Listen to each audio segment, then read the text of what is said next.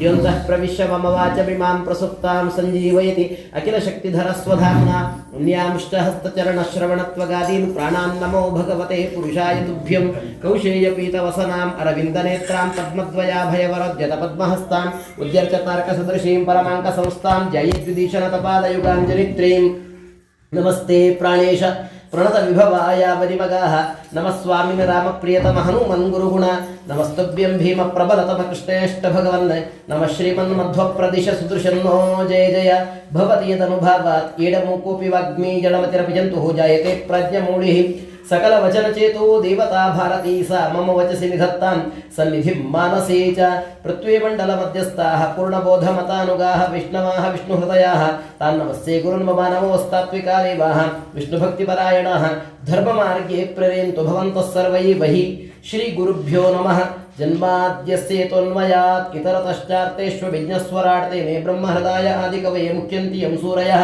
तेजो वारिमृदां यथा विनिमयो यत्र त्रिसर्गो मृषा धाम्ना स्वेन सदा निरस्तकुहकं सत्यं परं धीमहि स्वस्त्यस्तु सताम्।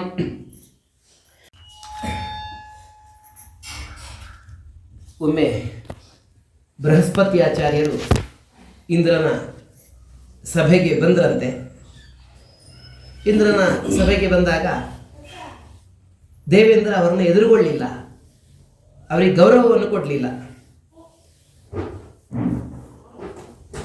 ಆಗ ಬೃಹಸ್ಪತಿ ಆಚಾರ್ಯರು ಶ್ರೇಷ್ಠರು, ಅವರು ಬಂದಿದ್ದಾರೆ, ಪುರೋಹಿತರು, ಗುರುಗಳು, ಎದ್ದು ನಿಂತು ಗೌರವ ಆಸನ ತೋರಿಸಿಕೊಳ್ಳಲಿಲ್ಲ, ಏನನ್ನು ಕೂಡ ಮಾಡಲಿಲ್ಲ. ಇದು ಮನೋವಿಕಾರ ಅಂತ ತಿಳ್ಕೊಂಡಂತೆ ಬೃಹಸ್ಪತಿ ಆಚಾರ್ಯರು, ಇಂದ್ರನ ಮನೋವಿಕಾರ ಅಂತ ತಿಳ್ಕೊಂಡಂತೆ. ಈಗ ನಾನು ಏನು ಮಾತಾಡಬಾರದು ಅಂತ ತಿಳ್ಕೊಂಡು ಏನು ಮಾತಾಡದೆ ಬಂದ್ರಂತೆ. ಆಯವು ಸೌಗೃತ ತೂಷ್ಣೀಂ ಅಂತ ಏನು ಮಾತಾಡದೆ ತನ್ನ ಮನೆಗೆ ಬಂದುಬಿಟ್ರು. ಆಮೇಲೆ ಗೊತ್ತಾಯ್ತಂತೆ, ಗುರು ಹೇಳೋಣ ನನ್ನಿಂದ ಆಯ್ತಲ್ಲ, ಐಶ್ವರ್ಯ ಮದ ನನ್ನನ್ನು ಆವರಿಸ್ತು, ತುಂಬಿದ ಸಭೆಯಲ್ಲಿ ಗುರುಗಳ ಅವಮಾನವನ್ನು ನಾನು ಮಾಡಿದೆ, ನಾನು ಮಾಡಬಾರ್ದಿತ್ತು ಅಂತ ಈ ರೀತಿಯಾಗಿ ಅಸುರ ಸ್ವಭಾವವನ್ನು ನಾನು ಪ್ರದರ್ಶನ ಮಾಡಿದಂತಾಯಿತು ಅಂತ ಪಶ್ಚಾತ್ತಾಪಪಟ್ಟ. ಆದರೆ ಸಿಂಹಾಸನಾರೂಢನಾಗಿರ್ತಕ್ಕಂಥವನು ಯಾರಿಗೂ ಕೂಡ ಎದ್ದು ನಿಂತು ಗೌರವ ಕೊಡಬೇಕಾಗಿಲ್ಲ ಅಂತ ಯಾರಾದರೂ ಹೇಳಿದರೆ ಅದು ತಪ್ಪು. ಗುರುಗಳು ಬಂದಾಗ ಎದ್ದು ನಿಲ್ಲಬೇಕಿತ್ತು. ನಾನು ಗೌರವ ಕೊಡಲಿಲ್ಲ, ಆದ್ದರಿಂದ ನಾನು ಗುರುಗಳನ್ನು ಅವಮಾನ ಇತ್ಯಾದಿಗಳನ್ನೆಲ್ಲವನ್ನು ಕೂಡ ಮಾಡಿದೆ. ಕಾಲಿಗೆ ಬಿದ್ದು ಅವರನ್ನು ನಾನು ಒಲಿಸಿಕೊಳ್ತೇನೆ, ಏನಾದರೂ ಮಾಡಿ ಅವರು ಮತ್ತೆ ನನ್ನ ಹತ್ತಿರಕ್ಕೆ ಬರುವ ಹಾಗೆ ನಾನು ಮಾಡ್ತೇನೆ ಅಂತ ಆಲೋಚನೆಯನ್ನು ಮಾಡಿದಂತೆ. ಯೋಗ ಬಲ ಬೃಹಸ್ಪತಿ ಆಚಾರ್ಯರಿಗಿತ್ತಾದ್ರಿಂದ ದೇವೇಂದ್ರನ ಆಲೋಚನೆಯನ್ನು ಕೂಡ ಅವರು ಊಹಿಸಿದ್ರಾದ್ರಿಂದ ಯೋಗ ಶಕ್ತಿಯಿಂದ ಕಣ್ಮರೆಯಾಗಿ ಬಿಟ್ರಂತೆ. ಇಂದ್ರನ ಕಣ್ಣಿಗೆ ಕಾಣಿಸಿಕೊಡ್ತಾ ಇಲ್ಲ. ಗುರೋರ್ನ ಅಧಿಕತ ಸಂಜ್ಞಾಂ ಪರೀಕ್ಷನ್ ಭಗವಾನ್ ಸ್ವರಾಟ್, ಎಲ್ಲಿಯೂ ಕೂಡ ಸಿಗಲಿಲ್ಲ. ಎಷ್ಟು ಆಲೋಚನೆ ಮಾಡಿದ್ರು ಸಮಾಧಾನವೇ ಆಗಲಿಲ್ಲ. ಯಾವತ್ತೂ ಕೂಡ ಕಾಯ್ತಾ ಇರ್ತಾರಂತೆ, ಗುರುಬಲ ನಮ್ಮಲ್ಲಿ ಯಾವಾಗ ಕಮ್ಮಿ ಆಗುತ್ತೆ ಅಂತ ಅಸುರರು. ಆಗ ಶುಕ್ರಾಚಾರ್ಯರನ್ನ ಎಲ್ಲ ಉಪಸತಿ ಮಾಡಿದ್ರು ಅಸುರರು. ಚೆನ್ನಾಗಿ ಉಪಸತಿ ಮಾಡಿ ಶುಕ್ರಾಚಾರ್ಯರನ್ನು ಒಲಿಸಿಕೊಂಡು ಶುಕ್ರಾಚಾರ್ಯರ ಮೂಲಕ ಆಶೀರ್ವಾದ ಪಡೆದುಕೊಂಡು ದೇವೇಂದ್ರನ ಮೇಲೆ ಆಕ್ರಮಣಕ್ಕೆ ಬಂದರಂತೆ. ಎಲ್ಲ ಅವರ ಪೆಟ್ಟು ತಿಂದು ತುಂಬಾ ಅವಸ್ಥೆಯನ್ನು ಅನುಭವಿಸಿದ್ರಂತೆ ದೇವತೆಗಳೆಲ್ಲ ಅಸುರರ ಹತ್ರ. ಬಲ ಬಂದಿದೆ ಅವರಿಗೆ, ಇವರಿಗೆ ಗುರುಬಲ ತಪ್ಪಿದೆ. ದೇವತೆಗಳಿಗೆ ಗುರುಬಲ ತಪ್ಪಿದೆ, ಅಸುರರಿಗೆ ಬಲ ಬಂದಿದೆ. ಹಾಗಾಗಿ ಏಟು ತಿಂದು ಬ್ರಹ್ಮದೇವರ ಹತ್ತಿರಕ್ಕೆ ಬಂದ್ರಂತೆ. ಬ್ರಹ್ಮದೇವರು ಕರುಣೆಯಿಂದ ಸಂತೈಸ್ತಾ ಹೇಳ್ತಾರೆ, ಸಮಾಧಾನ ಮಾಡ್ತಾರೆ. ನೀವು ಈಗ ಸುಮ್ಮನೆ ಇರಬೇಕು, ಇಂದ್ರ ಪದವಿ ಹೋಗಿದೆ. ನೀವು ಮದದಿಂದ ಬ್ರಾಹ್ಮಣನ ಅವಮಾನವನ್ನು ಮಾಡಿದ್ರಿ. ಬ್ರಹ್ಮಿಷ್ಟಂ ದಾಂತಂ, ಬ್ರಹ್ಮಿಷ್ಠನಾಗಿರ್ತಕ್ಕಂಥ ದಾಂತನಾಗಿರ್ತಕ್ಕಂಥ ಬ್ರಾಹ್ಮಣನನ್ನ ಅವಮಾನ ಮಾಡಿದ್ರಿ. ನೀವು ಮಾಡಿದ ಅನ್ಯಾಯವೇ ನಿಮ್ಮ ಸೋಲಿಗೆ ಕಾರಣ ಅನ್ನುವುದನ್ನು ಬ್ರಹ್ಮದೇವರು ಹೇಳಿದ್ರಂತೆ.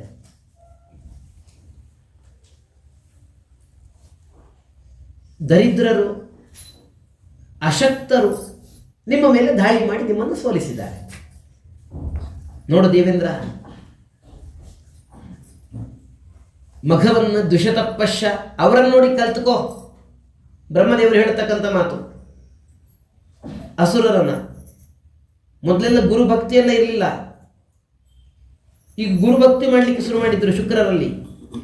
ಶುಕ್ರರಲ್ಲಿ ಅವಿಧೇಯತೆಯನ್ನು ತೋರಿಸಿದವರು ವಿಧೇಯರಾಗಿದ್ದಾರೆ. ಈಗ ಭಕ್ತಿಯಿಂದ ಆರಾಧನೆ ಮಾಡಿದರು, ಒಳ್ಳೆ ಐಶ್ವರ್ಯ ಬಂತು.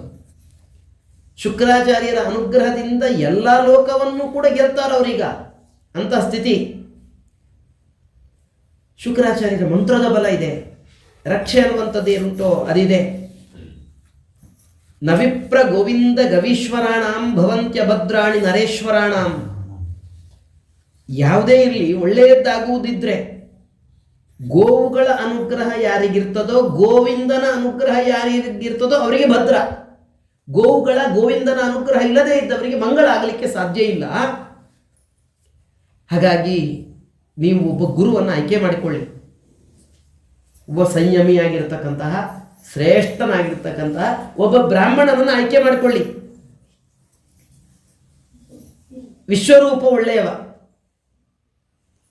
ಅವನಿಗೆ ಅಸುರರ ಮೇಲೆ ಪ್ರೇಮ ಇದೆ.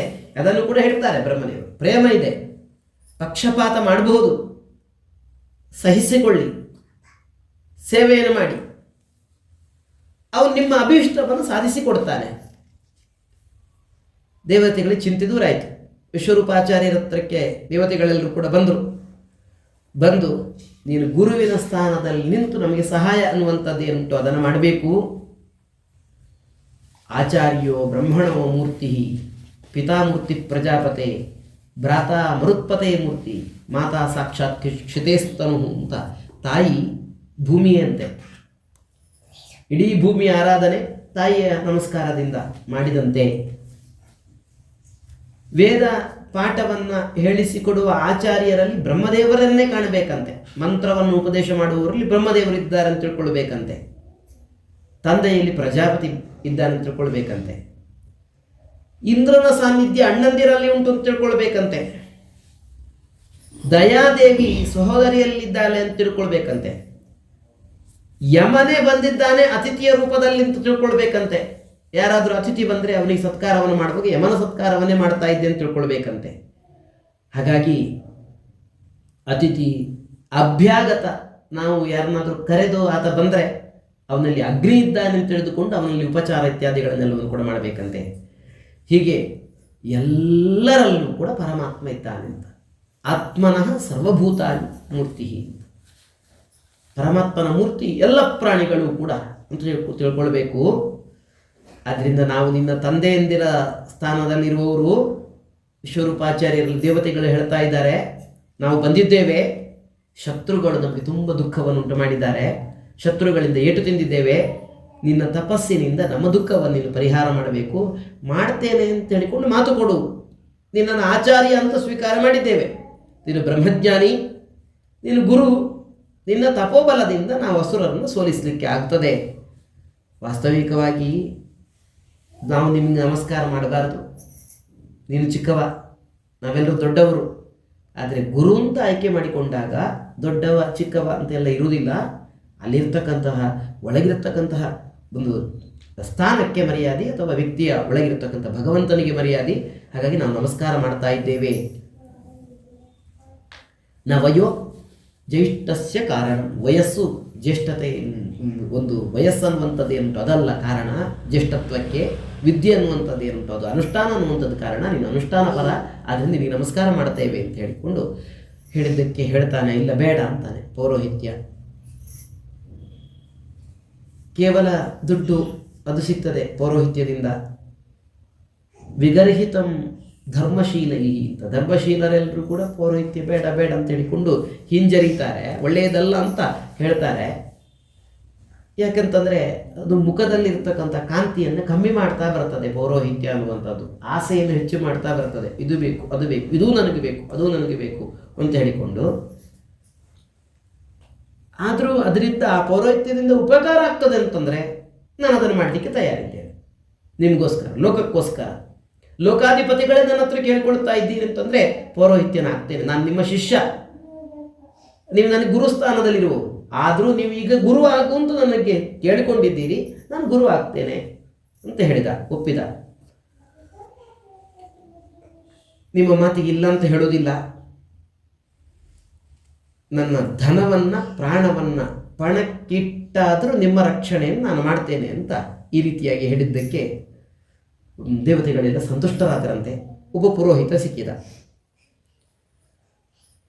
ಕೊನೆಗೆ ಸುರದ್ವಿಷಾಂ ಶ್ರಿಯಂ, ಈ ದೈತ್ಯರ ಕೈಯಲ್ಲಿದ್ದಂತಹ ಸಂಪತ್ತನ್ನು ಮಂತ್ರದ ಬಲದ ಮೂಲಕ ವಿಶ್ವರೂಪಾಚಾರ್ಯ ಮತ್ತೆ ಇಂದ್ರನಿಗೆ ಸಿಗುವಂತೆ ತಾನು ಮಾಡಿದ. ಯಯಾಗುಪ್ತ ಸಹಸ್ರಾಕ್ಷ ಸವಾಹಾನ್ ರಿಪುಸೈನಿಕಾನ್ ಕ್ರೀಡನ್ನಿವ ವಿನಿರ್ಜಿತ್ಯ ತ್ರಿಲೋಕ್ಯ. ಅದ್ಭುತವಾಗಿರ್ತಕ್ಕಂಥ ಸಂಪತ್ತು ಏನುಂಟೋ ಅದನ್ನು ಅನಾಯಾಸವಾಗಿ ದೇವತೆಗಳಿಗೆ ಸಿಗುವಂತೆ ತಾನು ಮಾಡಿದ. ವಿಶ್ವರೂಪಾಚಾರ್ಯರು ಅದನ್ನು ದೇವತೆಗಳಿಗೆಲ್ಲ ಹೇಳ್ತಾರೆ. ಉಪದೇಶ ಅನ್ನುವಂಥದ್ದು ಏನಂತದನ್ನು ಮಾಡ್ತಾರೆ. ವಾಸ್ತವಿಕವಾಗಿ ದೇವತೆಗಳೆಲ್ಲ ಮಂತ್ರ ಉಪದೇಶ ಉಳ್ಳವರೇ. ಆದರೂ ಆ ಮಂತ್ರ ಅನ್ನುವಂಥದ್ದು ಏನಂತದನ್ನು ಮತ್ತೆ ಮತ್ತೆ ಬೇರೆ ಬೇರೆಯವರಿಂದ ಎಲ್ಲ ಅದನ್ನೆಲ್ಲವನ್ನು ಕೂಡ ಉಪದೇಶ ತಗೊಂಡಾಗ ಅದಕ್ಕೆ ಹೆಚ್ಚು ಒಂದು ಫಲ ಇತ್ಯಾದಿಗಳೆಲ್ಲವೂ ಕೂಡ.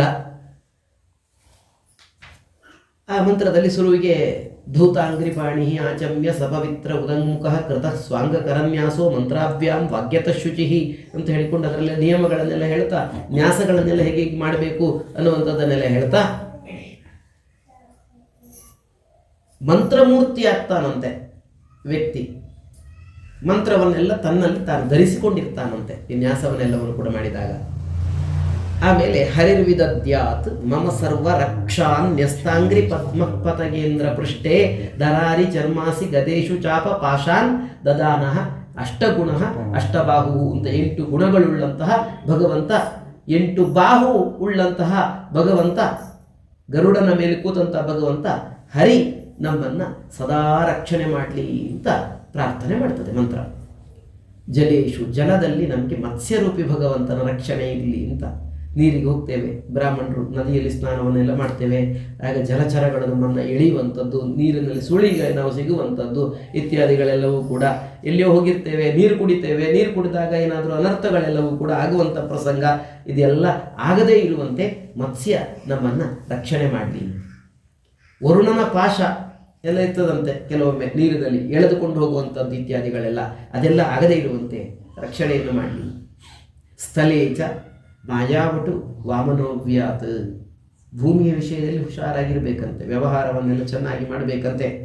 ಒಳ್ಳೆ ವ್ಯವಹಾರವನ್ನು ನೈಪುಣ್ಯತೆಯಿಂದ ಮಾಡಿ ತೋರಿಸಿದವ, ಯಾವುದೇ ಯುದ್ಧ ಇಲ್ಲದೆ ಇಡೀ ಭೂಮಂಡಲವನ್ನು ಗೆದ್ದು ಇಂದ್ರನಿಗೆ ಕೊಟ್ಟ ಮೂರ್ತಿ ವಾಮನ ಮೂರ್ತಿ.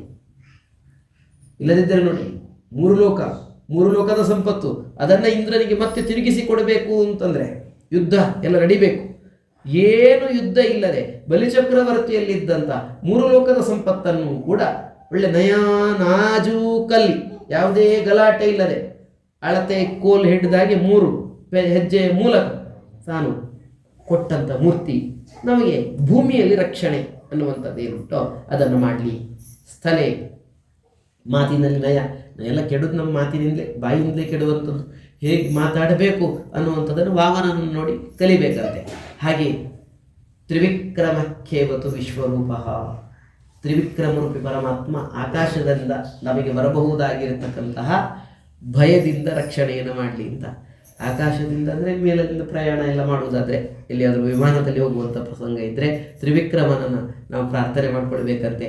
ಅಥವಾ ಎಲ್ಲಿಯೋ ಕೂತಿದ್ದೇವೆ ತೆಂಗಿನ ಮರದ ಬುಡದಲ್ಲಿ, ತಲೆಗೆ ತೆಂಗಿನಕಾಯಿ ಬೀಳದಿದ್ದಾಗೋ ಅಥವಾ ಏನೋ ಒಂದು ತ್ರಿವಿಕ್ರಮ ಮೇಲಿನಿಂದ ಬರಬಹುದಾಗಿರ್ತಕ್ಕಂತಹ ಆಪತ್ತುಗಳು ಏನಿಟ್ಟೋ ಅವುಗಳೆಲ್ಲ ತ್ರಿವಿಕ್ರಮನ ಒಂದು ರಕ್ಷಣೆಯಿಂದ ನಮಗೆ ಬಾರದೇ ಇರಲಿ. ಇನ್ನು ನರಸಿಂಹರೂಪಿ ಭಗವಂತ ಅರಣ್ಯದಲ್ಲಿ ನಾವು ಹೋದಾಗ ವಿಶೇಷವಾಗಿ ನಮಗೆ ರಕ್ಷಣೆಯನ್ನು ಮಾಡಲಿ. ಅವನು ಬೇಕು ಅಂತ ಇಲ್ಲ, ಅವನ ಧ್ವನಿ ಸಾಕು. ವಿಮುಂಚತೋ ಯಸ್ಯ ಮಹಾಟ್ಟಹಾಸಂ, ಅಟ್ಟಹಾಸವನ್ನು ಆತ ವಿಮುಂಚ ಬಿಡ್ತಾ ಇದ್ದಾನೆ ಅಂತಂದ್ರೆ ಅದನ್ನು ಕೇಳಿಕೊಂಡು ಅಸುರ ಸ್ತ್ರೀಯರ ಗರ್ಭಪಾತ ಆಗ್ತದೆ. ಅಂತಹ ಅದ್ಭುತವಾಗಿರ್ತಕ್ಕಂತಹ ಭಗವಂತ ನರಸಿಂಹರೂಪಿ ಭಗವಂತ ನಮ್ಮನ್ನು ಕಾಡು ಇತ್ಯಾದಿಗಳೆಲ್ಲ ತಿರುಗುವಾಗ ರಕ್ಷಣೆಯನ್ನು ಮಾಡಲಿ. ಯಜ್ಞವರಾಹ ಭೂಮಿಯನ್ನು ಉದ್ಧಾರ ಮಾಡಿದವ.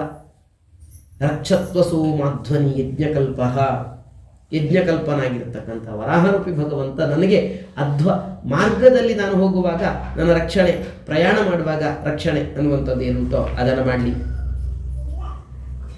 ರಾಮೋದ್ರಿಕೂಟೇಶು ಅಥ ವಿಪ್ರವಾಸೆ ಸಲಕ್ಷ್ಮಣೋ ಭರತಾಗ್ರಜ ಮಾಂ. ಪ್ರವಾಸ, ಒಂದು ಕಡೆಯಿಂದ ಒಂದು ಕಡೆ ಹೋಗುವುದು.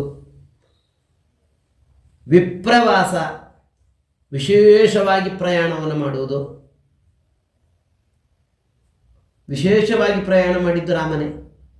ಅಷ್ಟೇ ಯಾರು ವಿಶೇಷವಾಗಿ ಪ್ರಯಾಣ ಮಾಡಿದವರಿಲ್ಲ. 14 ವರ್ಷ ಪ್ರಯಾಣ, 14 ವರ್ಷ ಬೇರೆ ಬೇರೆ ಕಡೆಗೆ ಪ್ರಯಾಣ, ವಿಶೇಷ ಪ್ರಯಾಣ, ಒಳ್ಳೆ ಪ್ರಯಾಣ. ಹೋದಲ್ಲೆಲ್ಲ ಶಬರಿಯಾಗಿ ಅನುಗ್ರಹ, ಶರಭಂಗರಿಗೆ ಅನುಗ್ರಹ, ಈ ಕಡೆ ಖರ ದೂಷಣ ಇತ್ಯಾದಿಗಳು ಎಲ್ಲ ಧ್ವಂಸ, ಈ ಕಡೆ ಎಲ್ಲ ಅದ್ಭುತ ರೀತಿಯಲ್ಲಿ ಹೋದಲ್ಲೆಲ್ಲ ಕಡೆಯಲ್ಲಿಯೂ ಕೂಡ ರಾಮ ಅದ್ಭುತ ರೀತಿಯಲ್ಲಿ ತಾನು ಪ್ರಯಾಣ ಇತ್ಯಾದಿಗಳನ್ನೆಲ್ಲವನ್ನು ಕೂಡ ಮಾಡಿದವ.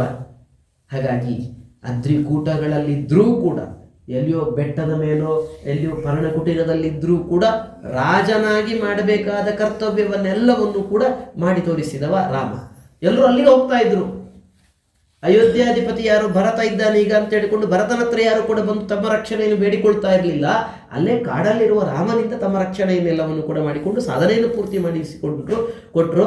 ಹಾಗಾದರೆ ವಿಪ್ರವಾಸದ ಪ್ರಯಾಣದಲ್ಲಿ, ಅಂದರೆ ಪ್ರಯಾಣದ ಸಮಯದಲ್ಲಿ, ವಿಶೇಷ ಪ್ರಯಾಣದ ಸಮಯದಲ್ಲಿ, ಸಾಮಾನ್ಯ ಪ್ರಯಾಣ ಅಲ್ಲ, ಜೋರಾಗಿರ್ತಕ್ಕಂಥ ಸಾಮಾನ್ಯ ಪ್ರಯಾಣದಲ್ಲಿ ವರಾಹ, ವಿಶೇಷ ಪ್ರಯಾಣದಲ್ಲಿ ರಾಮರೂಪಿ ಭಗವಂತ ಲಕ್ಷ್ಮಣನಿಂದ ಸಹಿತನಾಗಿರ್ತಕ್ಕಂಥ ರಾಮ ನಮ್ಮನ್ನು ರಕ್ಷಣೆ ಅನ್ನುವಂಥದ್ದು ಏನು ಅದನ್ನು ಮಾಡಲಿ. ಪ್ರಮಾದದಿಂದ ನಮ್ಮನ್ನು ಉಗ್ರಧನ್ವ ನಾರಾಯಣ ಪಾತು, ನಾರಾಯಣ ರಕ್ಷಣೆ ಮಾಡಿ. ಪ್ರಮಾದ ಮರೆಯುವುದು ಅಂತ, ದೇವರನ್ನು ಮರೆಯುವುದೇ ದೊಡ್ಡ ಪ್ರಮಾದ ಅಂತೆ. ವಿಸ್ಮರಣಂ ಸಂಪನ್ನ ನಾರಾಯಣ ಸ್ಮೃತಿ ಅಂತ.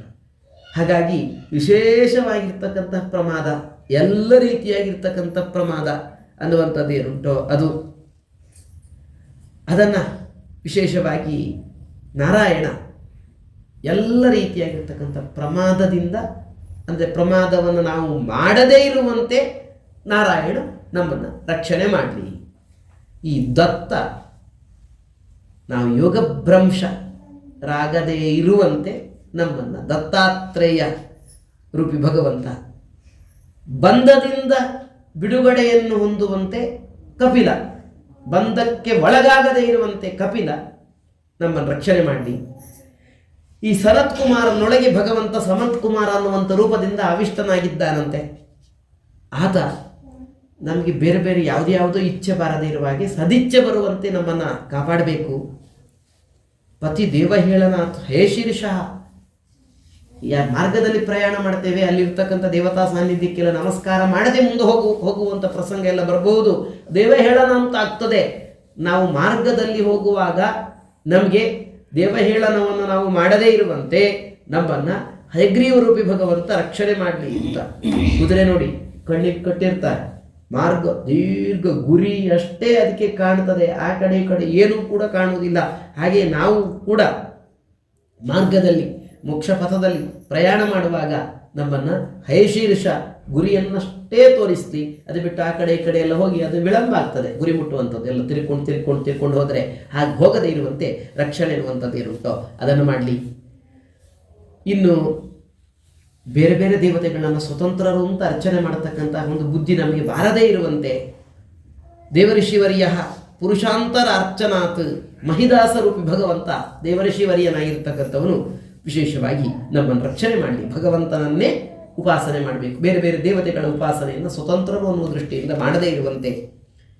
ಇನ್ನು ಎಲ್ಲ ನರಕ ಆ ನರಕಕ್ಕೆ ನಾವು ಬೀಳದೇ ಇರುವಂತೆ ಕೂರ್ಮರೂಪಿ ಭಗವಂತ ರಕ್ಷಣೆಯನ್ನು ಮಾಡಲಿ ಅಂತ ಇದು ನಿತ್ಯ ಹೇಳ್ತೇವೆ ನಾವು. ಜಪ ಕೂತ್ಕೊಳ್ಳುವಾಗ ಎಲ್ಲ ಆ ಕೂರ್ಮನ ಮೇಲೆ ನಾನು ಕೂತ್ಕೊಂಡಿದ್ದೇನೆ ಅಂತ ಹೇಳ್ತೇವೆ ಎಲ್ಲ.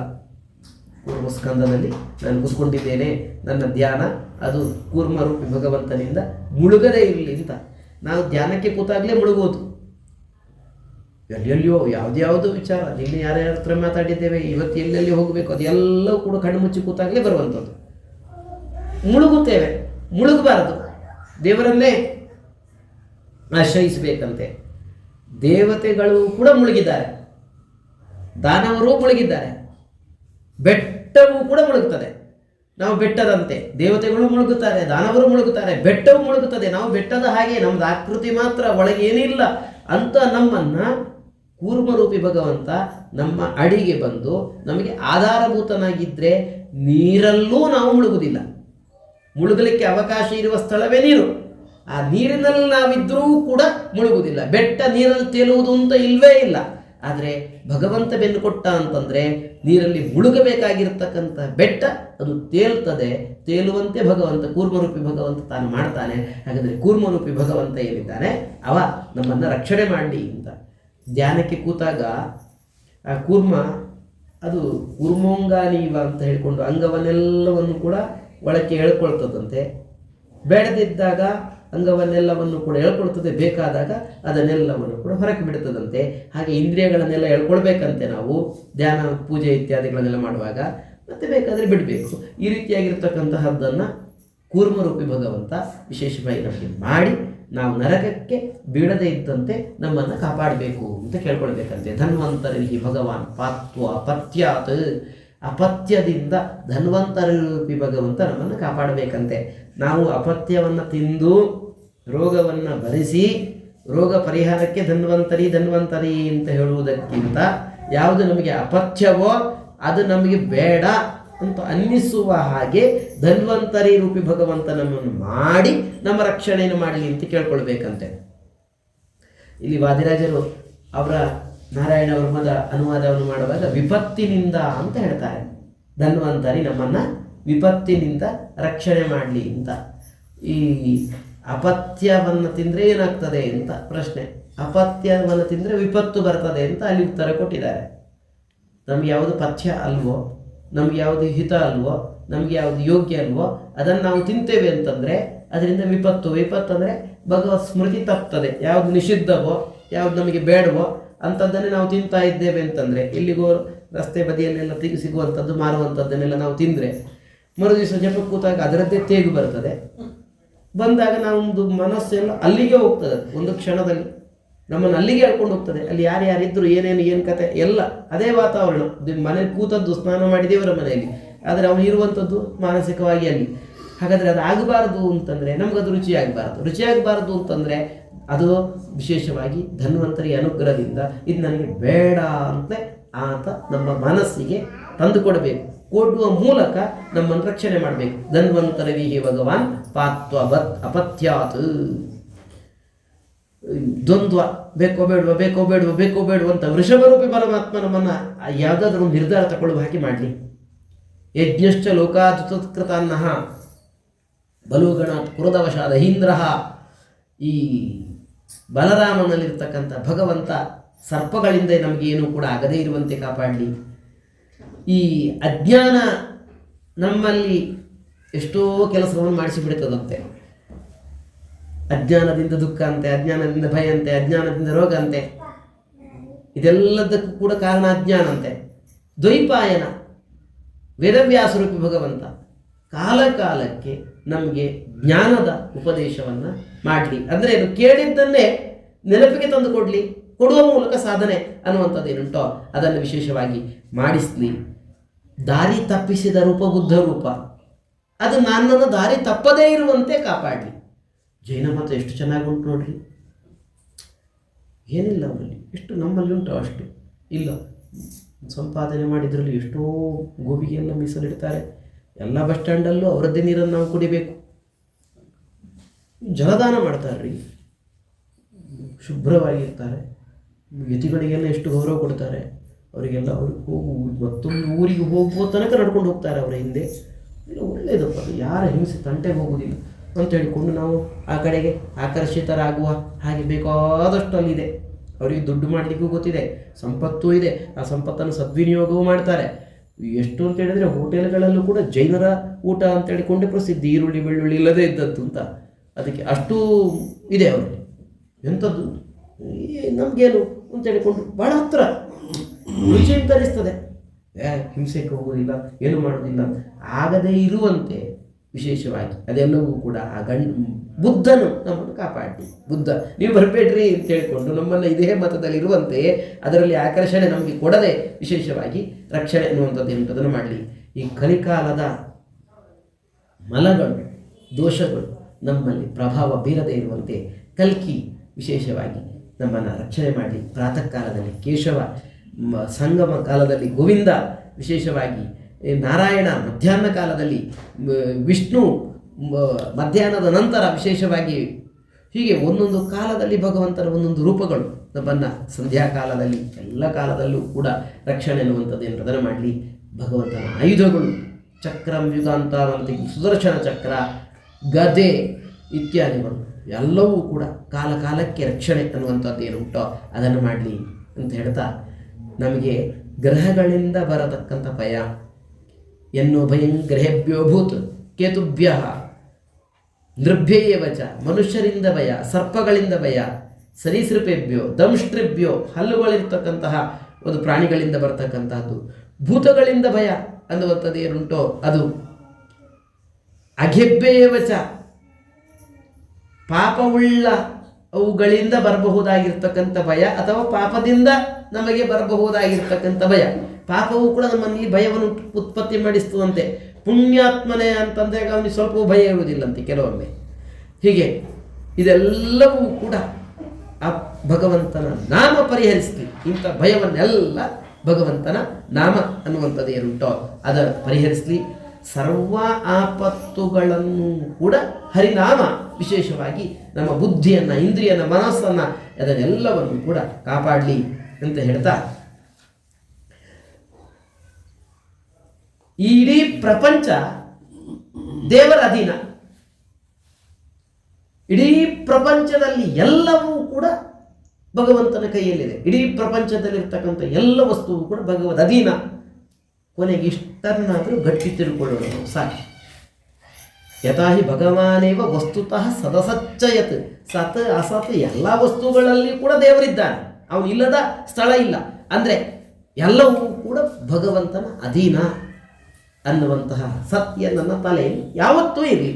ಇಷ್ಟು ಸಾಕು, ಇದೊಂದು ಇದ್ರೆ ಸಾಕು ನನ್ನ ತಲೆಯಲ್ಲಿ. ಎಲ್ಲವೂ ದೇವರ ಅಧೀನ, ನಾನು ಭಗವಂತನ ಅಧೀನ, ನನ್ನವರು ಭಗವಂತನ ಅಧೀನ ಅನ್ನುವಂಥ ಸತ್ಯ ನಮ್ಮ ತಲೆಯಲ್ಲಿ ಇತ್ತು ಅಂತಂದರೆ ಆ ಸತ್ಯದಿಂದ ಎಲ್ಲ ಉಪದ್ರವಗಳು ಕೂಡ ಪರಿಹಾರ ಆಗ್ತದೆ.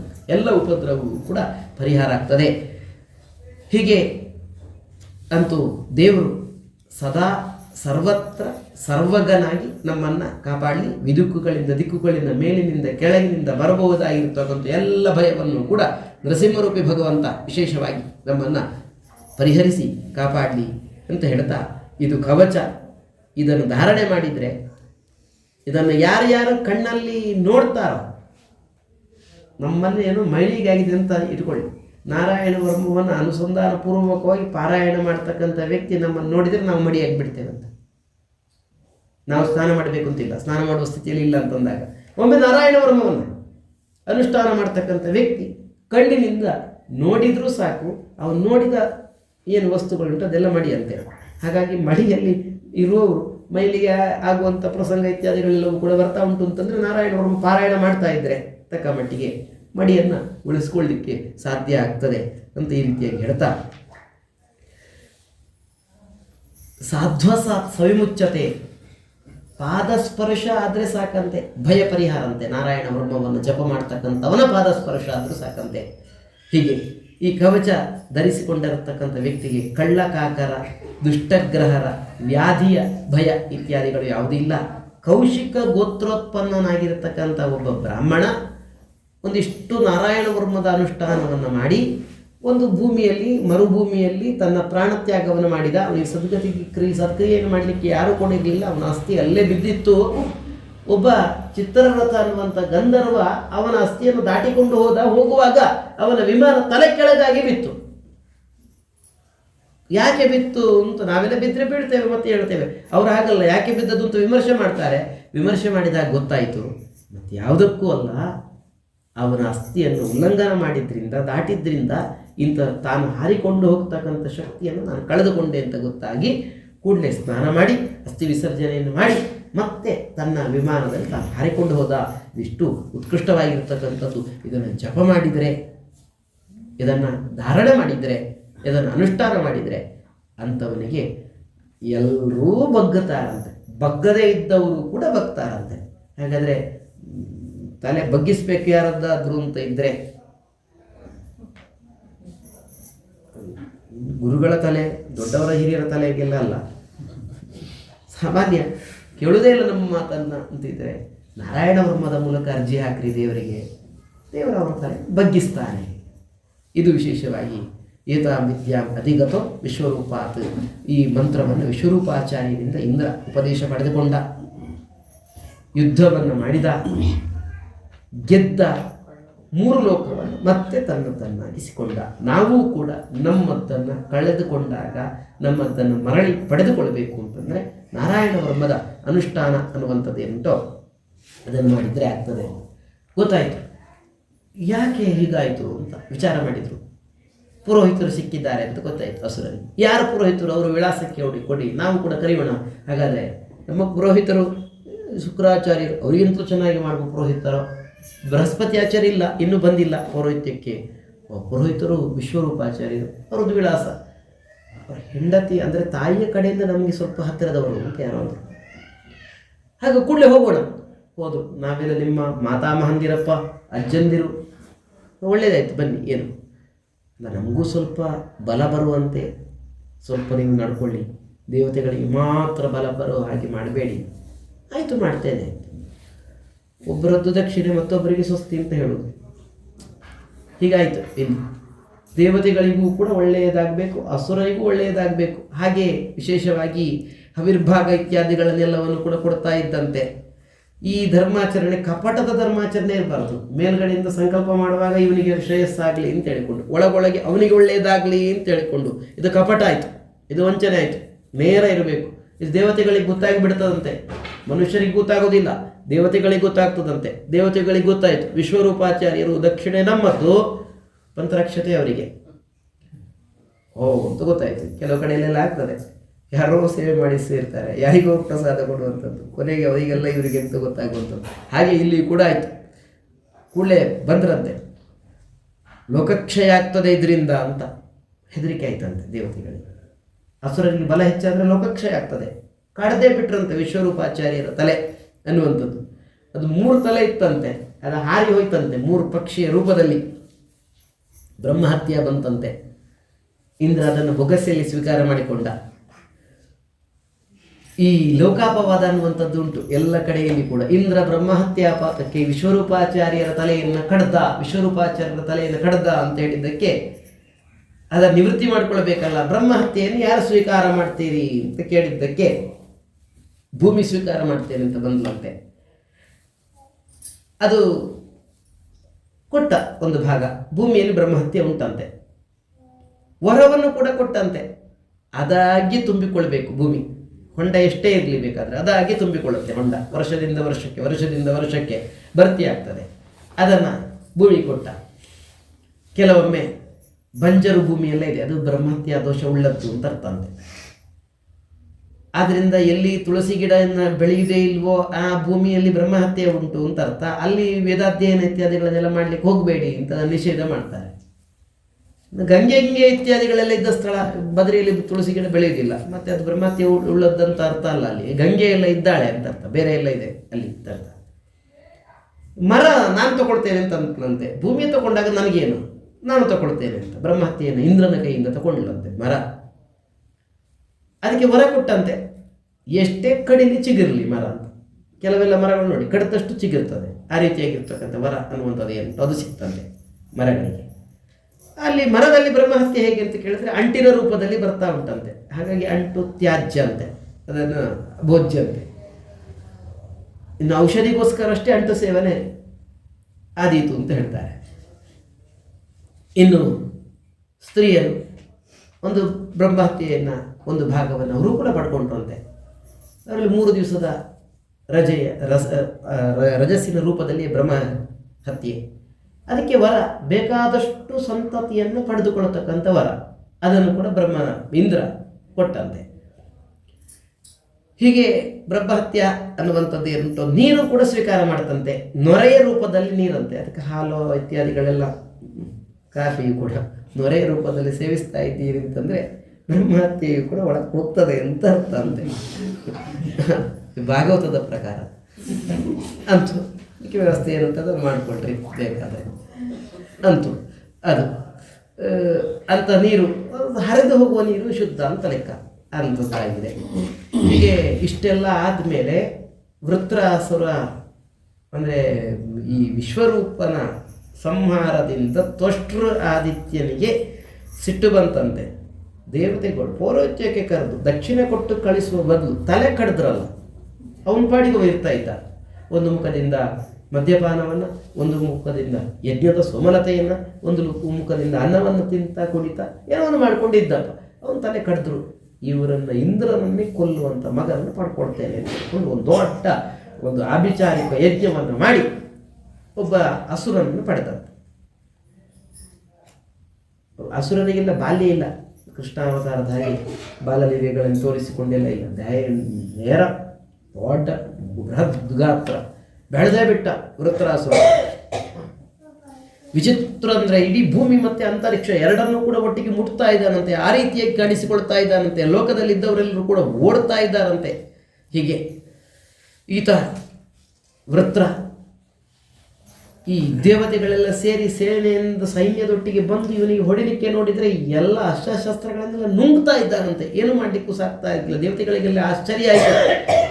ಇನ್ನು ಭಗವಂತನ ಹತ್ತಿರಕ್ಕೆ ಹೋದರು. ಭಗವಂತನ ಹತ್ತಿರ ವಿಶೇಷವಾಗಿ ಸ್ತೋತ್ರ, ವಿಸ್ತಾರವಾಗಿ ಸ್ತೋತ್ರ ಅನ್ನುವಂಥದ್ದು ಏನುಂಟೋ ಅದನ್ನು ಮಾಡಿದರು. ಭಗವಂತ ಏನಾದರೂ ಮಾಡು, ವೃತ್ರನ ಒಂದು ವಿಶೇಷವಾಗಿರ್ತಕ್ಕಂಥ ದಮನವನ್ನು ಮಾಡಲಿಕ್ಕೆ ನಮಗೆ ಬೇಕಾಗಿರ್ತಕ್ಕಂಥ ಅನುಗ್ರಹ ಅನ್ನುವಂಥದ್ದು ಏನುಂಟು ಅದನ್ನು ಮಾಡು ಅಂತ ಈ ರೀತಿಯಾಗಿ ದೇವತೆಗಳೆಲ್ಲ ಕೇಳಿಕೊಳ್ತಾರೆ. ಕೇಳಿಕೊಳ್ಳುವಾಗ ನಿನಗೆ ಇದು ಸಕಾಲ ಅಂತ ಅನಿಸಿದರೆ ಕೊಲ್ಲು, ಇಲ್ಲದಿದ್ದರೆ ಬಿಡು ಅಂತ. ನಾವು ನಿನ್ನ ಪಾದ ಕಮಲದ ಧ್ಯಾನವನ್ನು ಮಾಡಬೇಕು, ನಿನ್ನಲ್ಲಿ ಇದನ್ನು ನಿವೇದನೆ ಮಾಡಬೇಕು, ನಾವು ಅದನ್ನು ಮಾಡಿದ್ದೇವೆ ಅಂತ ನಮ್ಮ ಅಸ್ತ್ರಶಸ್ತ್ರಾಸ್ತ್ರಗಳೊಟ್ಟಿಗೆ ನಮ್ಮನ್ನೂ ಕೂಡ ನುಂಗುತ್ತಾ ಇದ್ದಾನೆ. ನೀನು ಏನಾದರೂ ಮಾಡು. ಹಂಸಾಯ ದಭ್ರ ನಿಲಯಾಯ ನಿರೀಕ್ಷಕಾಯ ಕೃಷ್ಣಾಯ ಮೃಷ್ಟ ಯಶಸ್ಸೆ ಅಂತ ಹೇಳಿಕೊಂಡು ಭಗವಂತನನ್ನು ಹಂಸ ಶುದ್ಧ ಅಂತ ಹೇಳಿಕೊಂಡು ಸ್ತೋತ್ರ ಇತ್ಯಾದಿಗಳನ್ನೆಲ್ಲ ಮಾಡಿದರು ದೇವತೆಗಳೆಲ್ಲ ಸೇರಿ. ಹೀಗೆ ದೇವತೆಗಳೇ, ನಿಮ್ಮ ಸ್ತುತಿಯಿಂದ ನಾನು ಪ್ರೀತನಾಗಿದ್ದೇನೆ, ಸಂತುಷ್ಟನಾಗಿದ್ದೇನೆ, ನನಗೆ ಸಂತೋಷ ಆಗಿದೆ. ಕಿಂ ದುರಾಪಂ ಮೈ ಪ್ರಾಪ್ತೆ, ನನ್ನನ್ನು ನೀವು ಹೊಂದಿದ ಮೇಲೆ ನಿಮಗೆ ಇಲ್ಲದೇ ಇದ್ದದ್ದು ಸಿಗದೇ ಇದ್ದದ್ದು ಅಂತ ಏನೂ ಇಲ್ಲ. ನೀವು ಏನಾದರೂ ಬಯಸಿದರೆ ಅದನ್ನು ನಾನು ಕೊಟ್ಟೇ ಬಿಡ್ತೇನೆ. ಏನು ಕೇಳ್ತಾ ಇದ್ದೀರಿ ಅದನ್ನು ಕೊಡ್ತೇನೆ. ಏನು ಬೇಕು ನಿಮಗೆ? ಈ ರೀತಿಯಾಗಿ ಹೇಳಿದ್ದಕ್ಕೆ ಇಲ್ಲ. ಮೋಕ್ಷಕ್ಕೆ ಬೇಕಾದರೆ ನಮಗೆ ಒಂದಿಷ್ಟು ಸಾಧನೆಯನ್ನು ನಾವು ಮಾಡ್ಕೊಳ್ಬೇಕಲ್ಲ, ಆ ಸಾಧನೆಗೆ ಪ್ರತಿಬಂಧಕ ಈ ವೃತ್ರ. ಹಾಗಾದರೆ ನೀವು ದಧೀಚಿ ಹತ್ತಿರಕ್ಕೆ ಹೋಗಿ ವಿದ್ಯಾ ವ್ರತ ತಪ ಸಾರ ಅವನ ದೇಹ, ಆ ದೇಹವನ್ನು ಬೇಗ ಬೇಡಿಬಿಡಿ. ಮಾಚಿರಂ ಯಾಚತ, ನಿಧಾನಕ್ಕೆ ಬೇಡಬೇಡಿ, ಬೇಗ ಕೊಡು ದೇಹ ಕೊಡು ಅಂತ ಬೇಡಿ. ವಿಶೇಷವಾಗಿ ಹಿಂದೆ ಅಶ್ವಿನಿ ದೇವತೆಗಳು ದಧೀಚಿ ಹತ್ರ ನಾರಾಯಣ ವರ್ಗವನ್ನು ಸ್ವೀಕಾರ ಮಾಡಿಕೊಂಡ್ರು. ಅಂತಹ ನಾರಾಯಣ ಕವಚ ಅಶ್ವಿನಿ ದೇವತೆಗಳಿಗೆ ಅಮರತ್ವವನ್ನು ಅದು ಕೊಡಿಸಿತು. ದಧೀಚಿ ಹತ್ರ ಬೇಡಿದರೆ ಅವನು ನಿಮಗೆ ಬಿಟ್ಟುಕೊಡ್ತಾನೆ, ಏನನ್ನು ಬೇಕಾದರೂ ಕೊಡ್ತಾನೆ. ಅವನ ಆಸ್ತಿಯಿಂದ ವಜ್ರಾಯುಧ ನಿರ್ಮಾಣ ಆಗಲಿ, ವೃತ್ರನ ಸಂಹಾರ ಅದರಿಂದ ಆಗ್ತದೆ. ಎಲ್ಲರೂ ಬಂದ್ರಂತೆ ದೇವತೆಗಳೆಲ್ಲ ದಧೀಚಿಯ ಆಶ್ರಮಕ್ಕೆ. ತಪಸ್ಸು ಮಾಡ್ತಾ ಇದ್ದ. ದೇವತೆಗಳೆಲ್ಲ ಕೇಳ್ತಾರೆ, ನಾವೆಲ್ಲ ಬದುಕಬೇಕು. ಸರಿ ಬದುಕ್ರಿ, ನಾನೇನು ಮಾಡಬೇಕು? ನೀನು ಸಾಯಬೇಕು. ಅದಕ್ಕೆ ಅಯ್ಯೋ, ಯಾರಿಗೇ ಆಗಲಿ ಜಿಜೀವಿಷೂಣಾಂ ಜೀವಾನಾಂ ಆತ್ಮ ಪ್ರೇಷ್ಠ, ಬದುಕಬೇಕು ಅನ್ನುವ ಇಚ್ಛೆ ಉಳ್ಳಂಥವರಿಗೆಲ್ಲರಿಗೂ ಕೂಡ ಶರೀರ ಅದು ಅತ್ಯಂತ ಇಷ್ಟ. ಉತ್ಸಾಹಾಯತ ದಾತು, ಯಾರು ತಾನೇ ಅದನ್ನು ಬಿಡ್ಲಿಕ್ಕೆ ಇಚ್ಛೆ ಪಟ್ಟಾನು ಹೇಳಿ? ಇಲ್ಲ. ಭಿಕ್ಷಮಾಣಾಯ ವಿಷ್ಣುವೇ, ದೇವರೇ ಬಂದು ಕೇಳಿದ್ದರೂ ಕೂಡ ದೇಹ ಕೊಡ್ತೀರಾ ಯಾರಾದರೂ? ಇಲ್ಲ ಅಂತ ಈ ರೀತಿಯಾಗಿ ಹೇಳಿದ್ದಕ್ಕೆ ದೇವತೆಗಳೆಲ್ಲ ಹೇಳ್ತಾರೆ, ಅದೌದು, ಆದರೆ ನಿನ್ನಂಥವರು ಕೊಡಲಿಕ್ಕೆ ಆಗದೇ ಇರತಕ್ಕಂಥ ವಸ್ತು ಜಗತ್ತಲ್ಲಿ ಯಾವುದೂ ಇಲ್ಲ. ಯಾವುದನ್ನು ಬೇಕಾದರೂ ಇದು ಕೊಡಬಲ್ಲೆ ನೋಡು. ಇಲ್ಲ, ನೀವು ದೇವತೆಗಳು, ನಿಮ್ಮ ಮುಖದಿಂದ ನಾನು ಧರ್ಮವನ್ನು ಒಂದು ಇಂದಿಷ್ಟು ಉಪದೇಶ ಪಡೆದುಕೊಳ್ಳೋಣ ಅನ್ನೋ ದೃಷ್ಟಿಯಿಂದ ಹೇಳಿದೆ. ಖಂಡಿತವಾಗಿಯೂ ಕೂಡ ನನ್ನ ದೇಹವನ್ನು ಕೊಡ್ತೇನೆ ಅಂತ ಹೇಳಿಕೊಂಡು ನಿರ್ಧಾರ ಮಾಡಿದಂತೆ ಪರಬ್ರಹ್ಮನನ್ನು ಧ್ಯಾನ ಮಾಡ್ತಾ ಕೂತ್ಕೊಂಡಂತೆ ದದೀಚಿ ವಿಶೇಷವಾಗಿ ಎಲ್ಲವನ್ನು ಕೂಡ ಬಿಟ್ಟ ಲಯಚಿಂತನೆಯನ್ನು ಮಾಡಿದ, ದೇಹತ್ಯಾಗವನ್ನು ಮಾಡಿದ. ದೇವೇಂದ್ರನೇ ಹೇಳಿದಂತೆ ದದೀಚಿಯ ಪ್ರಾಣತ್ಯಾಗ ಆಗಿದೆ ಅಂತ. ಕೂಡಲೇ ಅವನ ದೇಹದ ಮೂಲಕ ಬೆನ್ನಿನ ಎಲುಬಿನ ಮೂಲಕ ಅದ್ಭುತವಾಗಿರ್ತಕ್ಕಂಥ ವಜ್ರಾಯುಧದ ನಿರ್ಮಾಣ ಅನ್ನುವಂಥದ್ದೇನುಂಟೋ ಅದಾಯಿತು. ಆ ವಜ್ರಾಯುಧವನ್ನು ಹಿಡಿದುಕೊಂಡು ದೇವಾಸುರರ ಒಂದು ಸಂಗ್ರಾಮ ಅನ್ನುವಂಥದ್ದೇನುಂಟೋ ಅದು ನಡೀತಾ ಇದೆ. ಅದಕ್ಕೆ ಇಂದ್ರ ಬಂದಿದ್ದಾನೆ. ಇಂದ್ರನ ಕೈಯಲ್ಲಿದ್ದ ವಜ್ರಾಯುಧವನ್ನು ನೋಡಿ ದೈತ್ಯರೆಲ್ಲರೂ ಕೂಡ ಓಡಲಿಕ್ಕೆ ಶುರು ಮಾಡಿದರಂತೆ. ವಜ್ರಾಯುಧ ಆಯುಧ ಅಲ್ಲ, ಅದು ನಾರಾಯಣ ವರ್ಮ. ಅಸುರರೆಲ್ಲರೂ ಕೂಡ ಓಡಲಿಕ್ಕೆ ಶುರು ಮಾಡಿದ್ರಂತೆ. ಹಾಗಾದರೆ ದೊಡ್ಡ ದೊಡ್ಡ ಅಸುರರೇ ಓಡ್ತಾರೆ ಅಂತಂದರೆ ನಾರಾಯಣ ವರ್ಮದ ಮೂಲಕ ನಮಗೆ ಉಪದ್ರ ಕೊಡುವಂಥವ್ರು, ಚಿಕ್ಕ ಚಿಕ್ಕ ಅಸುರತ್ವ ಆಸುರಿ ಗುಣ ಉಳ್ಳವರು, ಅವರೆಲ್ಲರೂ ಖಂಡಿತ ಪಲಾಯನ ಮಾಡಿಯೇ ಮಾಡ್ತಾರೆ. ಗಟ್ಟಿಯಾಗಿ ಶ್ರದ್ಧೆಯಿಂದ ನಾರಾಯಣ ವರ್ಮದ ಉಪಾಸನೆ ಅನ್ನುವಂಥದ್ದೇನುಂಟೋ ಅದನ್ನು ನಾವು ಮಾಡಿದರೆ ಓಡ್ತಾ ಇದ್ದಾರೆ. ಇವನು ಹೇಳ್ತಾನೆ, ವೃತ್ರ, ಏನಪ್ಪ ಓಡ್ತಾ ಇದ್ದೀರಲ್ಲ ಯುದ್ಧಭೂಮಿಯಲ್ಲಿ, ಹೇಡಿಗಳು ನೀವು, ನಿಮಗೇನು ಲಾಭ? ಸಾಯುವ ತನಕ ಇರಿ ಅಂತೆಲ್ಲ ಹೇಳ್ತಾನೆ. ಇಲ್ಲ, ಎಲ್ಲರೂ ಯಾರೂ ಇಲ್ಲ, ಆಗೋದಿಲ್ಲ, ಆ ವಜ್ರಾಯುಧ ತುಂಬ ಜೋರಾಗಿದೆ, ಏನೋ ಆಯುಧವನ್ನು ಹಿಡ್ಕೊಂಡು ಬಹಳ ನಿನ್ನಂಥ ಬಲಿಷ್ಠರನ್ನು ಎದುರಿಸಲಿಕ್ಕೆ ಬಂದಿದ್ದಾನಂತಂದರೆ ನಾವು ಅದರಲ್ಲಿ ಬಿದ್ದು ಏಟು ತಿನ್ನುವುದಕ್ಕಿಂತ ಓಡಿಕೊಂಡು ಬದುಕುವುದೇ ಒಳ್ಳೆಯದು ಅಂತ ಹೇಳಿಕೊಂಡು ಓಡ್ತಾ ಇದ್ದಾರೆ ಎಲ್ಲರೂ ಕೂಡ. ಇವನೊಬ್ಬರೇ ನಿಂತ. ಇಂದ್ರ ಎದುರಿಗೆ ಬಂದಿದ್ದಾನೆ. ದೇವೇಂದ್ರ, ನಿನ್ನ ಶತ್ರು, ನಾನು ನಿನ್ನ ಎದುರಿಗೆ ನಿಂತಿದ್ದೇನೆ. ವಜ್ರಾಯುಧವನ್ನು ನನ್ನ ಮೇಲೆ ಪ್ರಯೋಗ ಮಾಡೋದು ಬಿಟ್ಟು ಯಾಕೆ ಸಂಶಯ ಪಡ್ತಾ ಇದ್ದಿ? ಆ ಮಂತ್ರದಲ್ಲಿ ಸಂಶಯ ಯಾವತ್ತೂ ಕೂಡ ಇರಬಾರ್ದು. ಪ್ರಯೋಗ ಮಾಡು ನನ್ನ ಮೇಲೆ ವಜ್ರಾಯುಧವನ್ನು.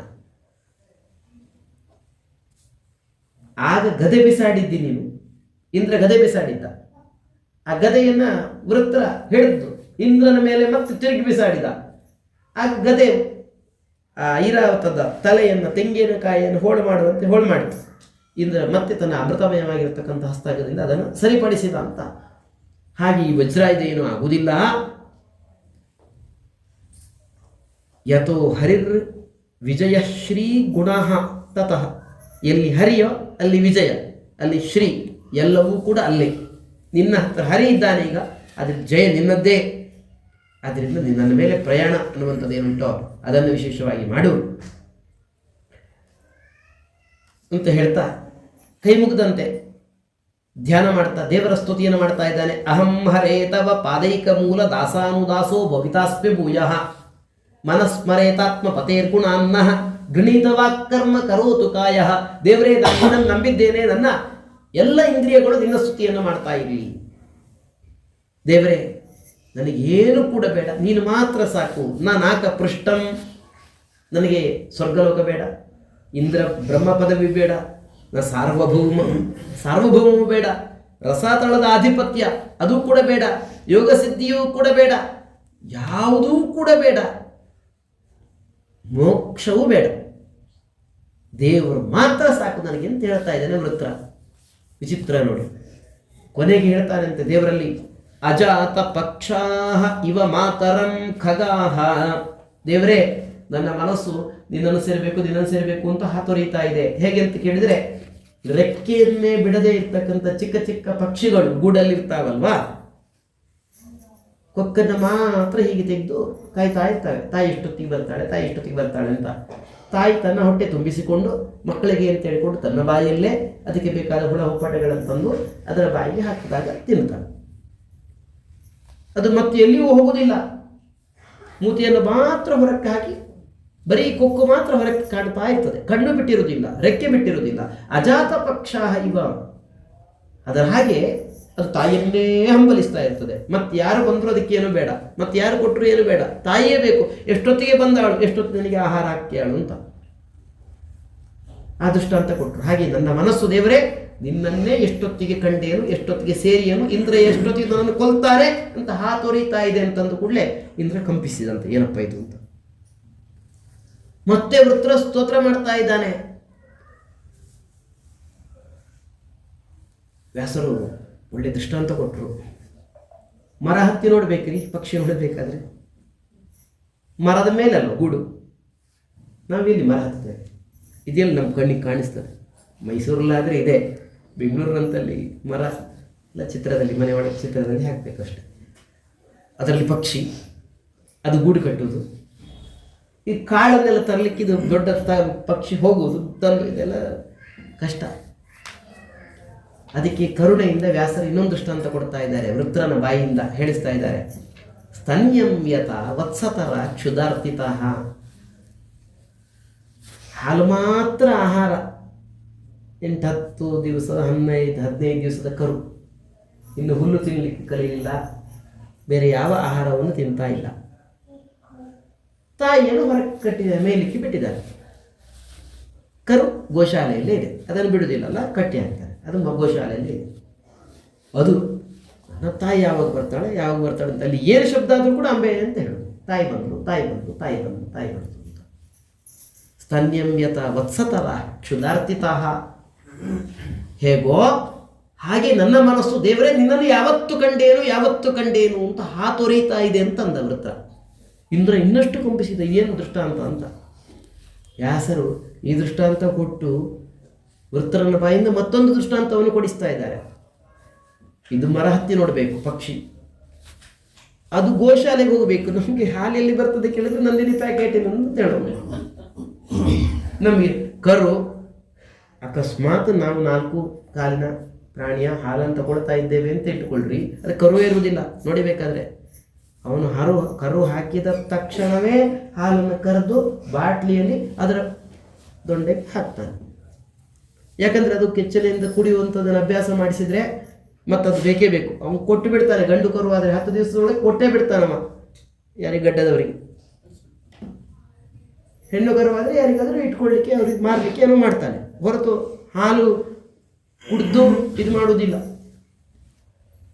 ಕರುವಿನ ಎಂಜಿಲ್ಲೇ ದೇವರಿಗೆ ಬೇಕಂತೆ, ನಿಮ್ಗೆ ಸಿಗೋದಿಲ್ಲ ಅದು ನೋಡಿಬೇಕಾದ್ರೆ. ಕರು ಇಲ್ಲ, ಹಸು ಇದೆ ಅಂತಾನೆ, ಹಾಲೆ ಕುಡಿಯೋದಿಲ್ಲ, ಕುಡಿಸೋದವನು. ಅದು ಬಿಟ್ಟರು ಕುಡಿಯೋದಿಲ್ಲ. ಸ್ವಾರಸ್ಯ ಅಂದರೆ ಕರು ಇಟ್ಕೊಂಡ್ರು, ಹೆಣ್ಣು ಕರು ಇಟ್ಕೊಳ್ತಾನೆ, ಬಿಟ್ಟರು ಕೂಡ ಕುಡಿಯೋದಿಲ್ಲ. ಯಾಕಂದರೆ ಅವನು ಬಾಟ್ಲಿಯಲ್ಲೇ, ಯಾಕಂದರೆ ಅವನು ವ್ಯಾಪಾರ ನೋಡಿ. ನಾನು ಬೇಕಾದ್ರೆ ನೀವು ಗಮನಿಸಿ. ಹೀಗೆ ಆ ದೃಷ್ಟಾಂತವನ್ನು ಕೊಟ್ಟರು. ನಮಗಿದು ಅರ್ಥ ಆಗೋದಿಲ್ಲ. ನಮ್ಮಲ್ಲಿ ಗೋಶಾಲೆ ಎಲ್ಲ ಇಲ್ಲಿದೆ, ಹೋಗಬೇಕಲ್ಲಿ ನೋಡಬೇಕು. ಗೋಮೂತ್ರ ಗೋಮಯ ನಮಗೆ ನೋಡಿದರೆ ಆಗೋದಿಲ್ಲ, ಅದನ್ನೆಲ್ಲ ಕಂಡ್ರೆ ಆಗೋದಿಲ್ಲ. ಸರಿ, ಹಾಗಾದರೆ ನಿಮಗೆಲ್ಲ ಅರ್ಥ ಆಗೋ ದೃಷ್ಟಾಂತ ಕೊಡ್ತೇನೆ ಅಂತ ಹೇಳ್ತಾ, ಪ್ರಿಯಂ ಪ್ರಿಯವಾದ್ಯುಷಿತಂ ಪ್ರಿಯಂ ತ್ವಾಂ. 3ನೇ ದೃಷ್ಟಾಂತ ಕೊಟ್ಟರು. ಇದು ಎಲ್ರಿಗೂ ಅರ್ಥ ಆಗ್ತದೆ. ಒಬ್ಬ ಪಾರ್ಕಲ್ಲಿ ಒಂದು ಜೋಡಿ 5 ಗಂಟೆ ಬಾ ಅಂತ ಇಬ್ಬರು ಮಾತಾಡ್ಕೊಂಡಿದ್ದಾರೆ. ಇವಳು 5 ಗಂಟೆ ಹೋಗಿ ಕೂತಿದ್ದಾಳೆ. ಅವನ ಬೈಕ್ ಇನ್ನೂ ಬರಲಿಲ್ಲ. ಯಾರದೇ ಬೈಕ್ ಬಂದರೂ ಕೂಡ ಅವನೇ ಬಂದ ಅಂತ ಹೇಳಿಕೊಂಡು ಇವಳ ಕಣ್ಣೆಲ್ಲ ಅಲ್ಲೇ. ಇದೆಲ್ಲರಿಗೂ ಅರ್ಥ ಆಗ್ತದೆ ಈ ದೃಷ್ಟಾಂತ, ಎಲ್ಲ ಕಡೆಯಲ್ಲಿ ಉಂಟು ಇದು. ಈ ದೃಷ್ಟಾಂತ ಕೊಟ್ಟರು. ಹಾಗೆಯೇ ನನ್ನ ಮನಸ್ಸು ನಿನ್ನನ್ನೇ ಯಾವತ್ತು ಕಂಡೇನು ಅಂತ ಹಾತೊರಿತಾ ಉಂಟು ನೋಡಿ. ಒಂದು ಮನುಷ್ಯನ ದೃಷ್ಟಾಂತ, ಒಂದು ಗೋವಿನ ಕರುವಿನ ದೃಷ್ಟಾಂತ, ಒಂದು ಪಕ್ಷಿಯ ದೃಷ್ಟಾಂತ, ಒಂದೇ ವಿಷಯದಲ್ಲಿ ಕೊಟ್ಟಿದ್ದಾರೆ. 3 ದೃಷ್ಟಾಂತ ಕೊಟ್ಟಿದ್ದಾರೆ ಅಂತಂದರೆ ಇದು ಎಷ್ಟು ದೊಡ್ಡ ವಿಷಯ ಅಂದರೆ ಅವರ ಮನಸ್ಸು ಎಷ್ಟು ದೇವರೇ ನಿನ್ನನ್ನು ಯಾವತ್ತು ಹೊಂದಿಯೇನು ಅಂತ ಹಾತೊರಿತಾ ಉಂಟು ಅಂತ. ಇನ್ನೂ ಹೆದರಿದಂತೆ, ಏನಪ್ಪ ಇದು ಅಂತ ಆಗ ಬೈಲಿಕ್ಕೆ ಶುರು ಮಾಡಿದ. ಏನೋ ಇದು, ಯಾಕೆ ಹೀಗೆ ಮಾಡ್ತಿ?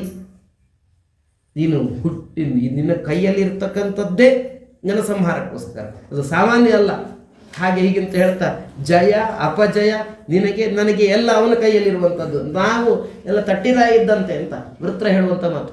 ಉತ್ಸವದಲ್ಲೆಲ್ಲ ತಟ್ಟಿರಾಯ ಇರ್ತಾನೆ, ಅವರ ಒಳಗೆ ಒಬ್ಬ ಕೂತ್ಕೊಂಡು ಕುಣಿದ್ರೆ ಅವನು ಕೂಡ ಕುಣಿತಾನೆ. ರಥಬೀದಿಗೆ ಒಂದು ಸುತ್ತು ಬರ್ತಾನೆ, ಬಡ ಅಂತ ಹೇಳ್ಕೊಂಡು. ಉಡುಪಿಯಲ್ಲೆಲ್ಲ ನೋಡಿ, ಎಲ್ಲ ಪರ್ಯಾಯ ಮಠದ ಎದುರಿಗೆ ತಟ್ಟಿರಾಯ ಇರ್ತಾನೆ, ಉತ್ಸವದಲ್ಲೆಲ್ಲ ತಟ್ಟಿರಾಯ ಇರ್ತಾನೆ.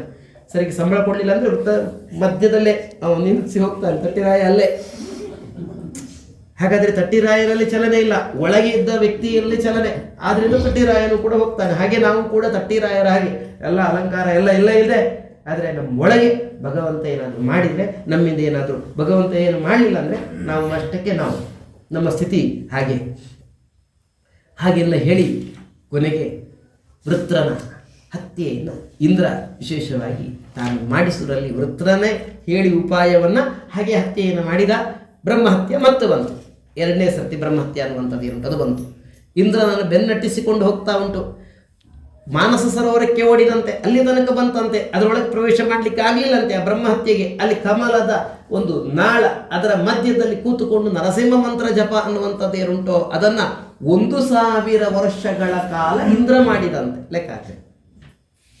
1000 ವರ್ಷಗಳ ಕಾಲ ಬ್ರಹ್ಮಹತ್ಯಾ ಪಾತಕವನ್ನು ಪರಿಹರಿಸಿಕೊಳ್ಳಿಕ್ಕೋಸ್ಕರ ಜಪವನ್ನು ಮಾಡಿದ. ಈ ಸಂದರ್ಭದಲ್ಲಿ ನಹುಷನ ಒಂದು ಆಳ್ವಿಕೆ ಇತ್ಯಾದಿಗಳೆಲ್ಲವೂ ಕೂಡ ನಡೆಯಿತು. ಅಲ್ಲ, ಇದ್ಯಾಕೆ ಅಸುರನನ್ನು ಕೊಂದದ್ದರಿಂದ ಅಸುರ ಹತ್ಯಾ ದೋಷ ಬರುವುದು ಬಿಟ್ಟು ಬ್ರಹ್ಮಹತ್ಯಾ ದೋಷ ಅನ್ನುವಂಥದ್ದು ಹೇಗೆ ಬಂತು ಅಂತ ಪ್ರಶ್ನೆ ಮಾಡಿದ್ದಕ್ಕೆ ಉತ್ತರ ಕೊಡುವಾಗ ಹೇಳ್ತಾರೆ, ಇಲ್ಲ, ಈತ ದೊಡ್ಡ ಸಾಧಕ, ಈತ ಸಾಮಾನ್ಯ ಅಲ್ಲ, ಈತನಿಗೆ ಮಕ್ಕಳಿರಲಿಲ್ಲ. ಚಿತ್ರಕೇತು ಅಂತ ಇವನಿಗೆ ಹೆಸರು. ಕೊನೆಗೆ ಅಂಗೀರಸರು ನಾರದರ ಹತ್ರ ಪ್ರಾರ್ಥನೆ ಮಾಡಿಕೊಂಡ, ಬೇಡಪ್ಪ ಸಂತತಿ ಇಲ್ಲ, ನನಗೆ ಬೇಕೇ ಬೇಕು. ಸರಿ, ಹಾಗಾದರೆ ಅನುಗ್ರಹ ಮಾಡ್ತೇವೆ. ಅನುಗ್ರಹ ಮಾಡಿದರು. ಗರ್ಭಿಣಿಯಾದ್ದು ರಾಣಿ. ಆಗ ಉಳಿದವರ ಮನೆಗೆ ಹೋಗದೆ ಆ ಗರ್ಭಿಣಿಯ ಮನೆಗೆ ಇವನು ಹೆಚ್ಚು ಹೋಗ್ತಾ ಇದ್ದ. ಸಕಾಲದಲ್ಲಿ ಒಬ್ಬ ಕುಮಾರ ಉತ್ಪನ್ನನಾದ. ನಾಮಕರಣ ಇತ್ಯಾದಿಗಳನ್ನೆಲ್ಲವನ್ನು ಕೂಡ ಮಾಡಿದ. ಗೋದಾನ, ಭೂದಾನ, ಬೆಳ್ಳಿ ಬಂಗಾರಗಳನ್ನು ದಾನ ಇತ್ಯಾದಿಗಳನ್ನೆಲ್ಲವನ್ನು ಕೂಡ ಮಾಡಿದ. ಆ ಮಗುವನ್ನು ಕೊಟ್ಟಂಥ ಕೃತಜ್ಞತೆಯಲ್ಲಿಯೂ ಮಗುವಿನಲ್ಲಿಯೂ ಅತ್ಯಂತ ಪ್ರೀತಿ ಅನ್ನುವಂಥದ್ದು ರಾಜನಿಗೆ. ಉಳಿದ ಪತ್ನಿಯಂದರನ್ನೆಲ್ಲರನ್ನು ಕೂಡ ಬಿಟ್ಟೇ ಬಿಟ್ಟ, ಕಡೆಗಾಣಿಸಿದ. ಕೊನೆಗೆ ಅವರೆಲ್ಲ ತಮ್ಮನ್ನು ತಾವು ಧಿಕ್ಕರಿಸಿಕೊಳ್ತಾ ಇದ್ದಾರೆ. ಕೊನೆಗೆ ಏನೋ ಮಾಡಿ ದ್ವೇಷ ಅನ್ನುವಂಥದ್ದು ಏನುಂಟು ಅದಾಯಿತು. ನಮಗೆ ಇಲ್ಲದಿದ್ದ ಮಗು ಅವಳಿಗೂ ಬೇಡ ಅಂತ ಹೇಳಿಕೊಂಡು ಆ ಮಗುವಿಗೆ ವಿಷಪ್ರಾಶನ ಇತ್ಯಾದಿಗಳನ್ನೆಲ್ಲವನ್ನು ಕೂಡ ಮಾಡಿದರು. ಮಗು ನಿದ್ದೆ ಮಾಡ್ತಾ ಇದ್ದದ್ದು ಎಷ್ಟು ಹೊತ್ತಾದರೂ ಕೂಡ ಹೇಳ್ತಾನೇ ಇಲ್ಲ. ಯಾಕೆ ಹೇಳಲಿಲ್ಲ ಅಂತ ಗೊತ್ತಾದಾಗ ಮಗು ಸತ್ತು ಹೋಗಿದೆ ಅಂತಾಯಿತು. ಬಹಳ ಕಾಲದ ನಂತರ ಕಾಡಿಬೇಡಿ ಪಡೆದ ಮಗುವು ಕೂಡ ಉಳಿಲಿಲ್ಲ. ರಾಜ ಎಲ್ಲವನ್ನೂ ಕೂಡ ಬಿಟ್ಟ, ದುಃಖದಲ್ಲೇ ತಾನು ಕೂದಿದ್ದಾನೆ. ರಾಜನ ಈ ಸ್ಥಿತಿಯನ್ನು ನೋಡಿ ಇದು ನಾರದರು ಬಂದ್ರಂತೆ. ನೀವು ಯಾರು ಅಂತ ಕೇಳ್ತಾನೆ. ನಾರದರ ಅನುಗ್ರಹದಿಂದಲೇ ಮಗು ಹುಟ್ಟಿದ್ದು. ಅಷ್ಟು ದುಃಖ ಮರೆಸಿಬಿಡ್ತದೆ ಅವನಿಗೆ. ಕೊನೆಗೆ, ನೋಡಪ್ಪ, ನಾವು ನಿನಗೆ ಒಳ್ಳೆಯದಾಯಿತು, ನನಗೆ ಮತ್ತೆ ಅದೇ ಮಗು ಬೇಕು, ತರಿಸಿಕೊಳ್ಳಿ. ಇಲ್ಲಪ್ಪ, ಹಾಗಾಗುವುದಿಲ್ಲ. ಇಲ್ಲ, ಬೇಕೇ ಬೇಕು, ನಿಮಗೆ ಸಾಮರ್ಥ್ಯ ಉಂಟು, ಮಗು ಆಗುವ ಹಾಗೆ ಅನುಗ್ರಹ ಮಾಡಿದ್ದೀರಿ, ಆದ್ದರಿಂದ ಆಯಿತು ಅಂತ ಯೋಗ ಸಾಮರ್ಥ್ಯದಿಂದ ಎಲ್ಲಿಯೋ ಇದ್ದ ಆ ಮಗುವಿನ ಆತ್ಮವನ್ನು ಎಳೆದು ಆ ದೇಹದೊಳಗೆ ಪ್ರವೇಶ ಮಾಡಿಸಿದರೆ ಬೈಲಿಕ್ಕೆ ಶುರು ಮಾಡ್ತಂತೆ ಆ ಮಗು. ಏನು ನಿಮಗೆ ತಲೆ ಕೆಟ್ಟಿದೆಯೋ? ಯಾರು ಕರೆದದ್ದು? ಇಲ್ಲ, ನಿನ್ನ ತಂದೆ ತಾಯಿ ನಾನು ಕರೆದದ್ದು. ನೀನು ಯಾರು ಕರೀಲಿಕ್ಕೆ? ಎಷ್ಟು ಮಂದಿ ತಂದೆಯಂದಿರು, ಎಷ್ಟು ಮಂದಿ ತಾಯಿಯಂದಿರು, ಎಷ್ಟು ಮಂದಿ ಅಣ್ಣಂದಿರು, ಎಷ್ಟು ಮಂದಿ ತಂಗಿಯಂದಿರಾಗಿ ಹೋಗಿದ್ದಾರೆ.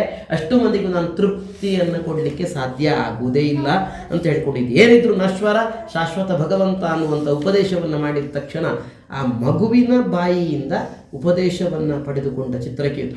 ಅವನಲ್ಲಿ ಎಷ್ಟು ಜನ ಉಪದೇಶ ಮಾಡುವವರು ಇರಲಿಲ್ಲ, ರಾಜ. ಆದರೆ ಮನಪರಿವರ್ತನೆ ನಮಗೆ ಯಾವತ್ತೋ ಯಾರಿಂದಲೋ ಆಗಿಬಿಡ್ತದಂತೆ. ಯಾವುದನ್ನಾಗಲಿ ತುಂಬ ಬಾರಿ ಕೇಳಿರ್ತೇವೆ, ಯಾವತ್ತೋ ಒಮ್ಮೆ ಯಾರಿಂದಲೋ ನಮ್ಮ ಮನೆ ಪರಿವರ್ತನೆ ಅನ್ನುವಂಥದ್ದು ಏನುಂಟೋ ಅದಾಗ್ತದೆ, ಯಾವುದೋ ಒಂದು ಶಬ್ದದಿಂದ ಆಗ್ತದೆ. ಹಾಗೆ ಇಲ್ಲಿ ಅವನಿಗೆ ಮನ ಪರಿವರ್ತನೆ ಆಯಿತು. ಏನಾದರೂ ಮಾಡಿ ದೇವರ ಉಪಾಸನೆ ಮಾಡಬೇಕು ಅಂತ ಅನಿಸ್ತು. ಶೇಷಾಂತರ್ಗತನಾಗಿರ್ತಕ್ಕಂಥ ಸಂಕರ್ಷಣನ ಉಪಾಸನೆ ಎನ್ನುವಂಥದ್ದು ಏನುಂಟೋ ಅದನ್ನು ಮಾಡಿ, ಎಷ್ಟು ಅಂತ ಹೇಳಿದ್ರೆ ಗಂಧರ್ವರ ಹಾಗೆ ಮೇಲಕ್ಕೆ ಹೋಗುವಂಥ, ಹಾರಿಕೊಂಡು ಹೋಗತಕ್ಕಂತಹ ಒಂದು ಸಾಮರ್ಥ್ಯವನ್ನು ಪಡೆದುಕೊಂಡ ಚಿತ್ರಕೇತು ಕೈಲಾಸಕ್ಕೆ ಹೋದ. ರುದ್ರದೇವರು ಪಾರ್ವತಿಯೊಟ್ಟಿಗೆ ಇದ್ದಾಗ ಪಾರ್ವತಿಗೆ ಯಾರೋ ಒಬ್ಬ ಬಂದದ್ದನ್ನು ನೋಡಿ ಸಂಕೋಚ ಆಗಿ ಶಾಪವನ್ನು ಕೊಟ್ಟಳು. ಅಸುರ ಜನ್ಮ ಬರಲಿ ಅಂತ ಹೇಳ್ಕೊಂಡು ರುದ್ರದೇವರು ತಡೀತಾರೆ, ಇವನು ಸ್ವೀಕಾರ ಮಾಡ್ತಾನೆ. ಆದರೆ ಆ ಸ್ಥಿತಿಯಲ್ಲೂ ಕೂಡ ನನ್ನ ಮನಸ್ಸು ನಿನ್ನಲ್ಲೇ ಇರಬೇಕು ತಾಯಿ ಅಂತ ಹೇಳಿಕೊಂಡು, ಒಂದು ಭಗವಂತನಲ್ಲೇ ಇರುವಂತೆ ನೀನು ಅನುಗ್ರಹವನ್ನು ಮಾಡಬೇಕು ಅಂತ ಪಾರ್ವತಿಯಲ್ಲಿ ಕೇಳಿಕೊಂಡಂತೆ ಚಿತ್ರಕೇತು. ಹಾಗೆ ಆಯಿತು.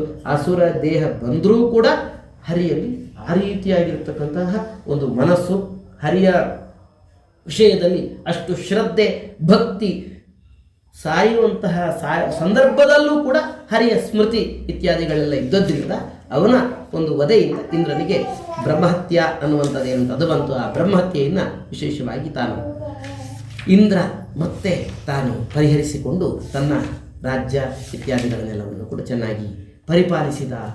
ಇತಿಹಾಸಮಿಮಂ ಪುಣ್ಯಂ ಚಿತ್ರಕೇತೋರ್ ಮಹಾತ್ಮನಃ ಮಹಾತ್ಮ್ಯಂ ವಿಷ್ಣು ಭಕ್ತಾನಾಂ ಶ್ರುತ್ವ ಬಂಧಾತ್ ವಿಮುಚ್ಯತೆ ಅಂತ ಭಾಗವತದಲ್ಲಿ ಬಂದಂಥ ಈ ಇತಿಹಾಸವನ್ನು ಕೇಳಿದರೆ ಬಂಧದಿಂದ ಬಿಡುಗಡೆ ಅಂತೆ. ಯಾವುದೇ ಬಂಧ ಇರಲಿ, ಯಾರಿಗೇ ಇರಲಿ, ಎಲ್ಲ ಬಂಧವೂ ಕೂಡ ಈ ಕಥೆಯನ್ನು ಕೇಳಿದ್ರಿಂದ ವಿಶೇಷವಾಗಿ ಪರಿಹಾರ ಅನ್ನುವಂಥದ್ದು ಎಂಥದ್ದಾಗ್ತದಂತೆ. ಬೆಳಗ್ಗೆ ಎದ್ದಾಗ ನಾರಾಯಣ ವರ್ಮದ ಸ್ಮರಣೆ ಅನ್ನುವಂಥದ್ದನ್ನು ಮಾಡಬೇಕಂತೆ. ಏತತ್ ಪ್ರಾತರುತ್ತಾಯ ಶ್ರದ್ಧೆಯ ವಾಗ್ಯತ ಪಠೇತ್ ಇತಿಹಾಸಂ ಹರಿಂ ಸ್ಮೃತ್ವ ಸಯಾತಿ ಪರಮಾಂ ಗತಿಂ. ಬೆಳಗ್ಗೆ ಎದ್ದಾಗ ಇದನ್ನು ಹೇಳ್ತಕ್ಕಂಥ ವ್ಯಕ್ತಿಗೆ ಮೋಕ್ಷವೇ ಸಿಗ್ತದೆ ಅಂತ. ಅದಕ್ಕೋಸ್ಕರವೇ ವಾದಿರಾಜರೂ ಮಾಡಿದ್ದಾರೆ ಅದರ ಅನುವಾದ ಅನ್ನುವಂಥದ್ದು ಏನುಂಟು ಅದನ್ನು, ನಾರಾಯಣ ವರ್ಮದ ಅನುವಾದವನ್ನು. ಹಾಗೆ ದಾಸರು ಕೂಡ ಅದರ ಅನುವಾದ ಅನ್ನುವಂಥದ್ದು ಎಂಥದನ್ನು ಮಾಡಿದ್ದಾರೆ. ಒಂದೇ ಸ್ತೋತ್ರಕ್ಕೆ ಇಬ್ಬೆಬ್ಬರದ್ದು ಅನುವಾದ ಉಂಟು ಅಂತಂದರೆ ಅದು ಬಹಳ ಮಹತ್ವದ್ದು ಅನ್ನುವಂಥದ್ದು ಗೊತ್ತಾಗ್ತದೆ. ಗಂಡಸರು ಉಪದೇಶ ಪಡೆದುಕೊಂಡು ಪಾರಾಯಣ ಮಾಡಬೇಕು, ಹೆಣ್ಣು ಮಕ್ಕಳು ಕೂಡ ಪಾರಾಯಣ ಮಾಡಲಿಕ್ಕೆ ಅವರಿಗೆ ಅದರದ್ದೇ ಅನುವಾದ ಇತ್ಯಾದಿಗಳೆಲ್ಲ ಇದೆ. ಅಷ್ಟು ಮಹತ್ತರ, ಅಷ್ಟು ಉತ್ಕೃಷ್ಟವಾಗಿರ್ತಕ್ಕಂಥ ನಾರಾಯಣ ವರ್ಮ ಪ್ರತಿಪಾದ್ಯನಾಗಿರ್ತಕ್ಕಂಥ ಭಗವಂತನನ್ನು ಶ್ರೀಕೃಷ್ಣ ಜಯತಿ ಹರಿ.